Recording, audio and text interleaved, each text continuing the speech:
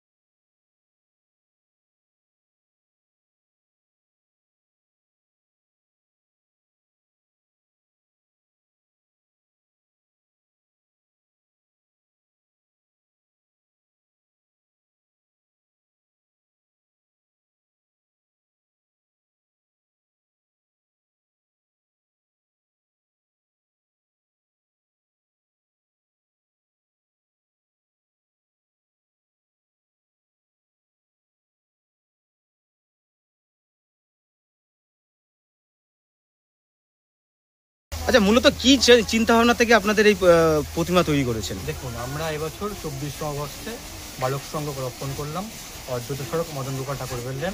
আমরা একটি পিছিয়ে পড়া এলাকা, এখানে লক্ষাধিক টাকা ব্যয় করে থিম ভাড়া করে নিয়ে আসা বা ঠাকুর লক্ষাধিক টাকা খরচা করে ঠাকুর নিয়ে আসার মতো সামর্থ্য আমাদের এই পাড়ার নেই।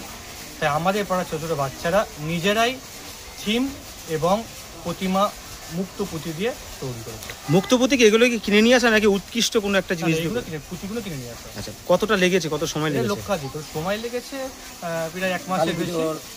1 মাসের বেশি, কিন্তু কত পুঁতি আছে এটা বলা মুশকিল, তবে 1 লক্ষের বেশি পুঁতি আছে। কতটা চমক আনতে পারবেন দর্শনার্থীদের কাছে? আশা রাখবো শান্তিপুরবাসী এবং বিশ্ববাসীকে সকলে আসুন, আমাদের মদন গোপাল ঠাকুর বেল্লেনের বালক সংঘের প্রতিমা এবং দর্শন করুন। আশা করি সকলে ভালো লাগবে। কি আরাধনা করছেন? 9তম বর্ষ। হ্যাঁ। এই যে ছোট ছোট ছেলেমেয়েরা যে নিখুঁতভাবে কাজটা করেছে, তাদের মধ্যে এই যে অনুপ্রীত বিষয়টা কারা জুগিয়েছে? বিষয়বস্তু হচ্ছে শান্তিপুরের রাস জগৎজোড়া বিখ্যাত। সেখানে 24 বছর ধরে প্রথমে আমাদের খবরের কাগজে প্যান্ডেল হতো, 1 টাকা 2 টাকা তুলে। এখন এত বড়, সবই শান্তিপুরের মানুষের ভালোবাসাতে আমরা এগিয়ে এসেছি।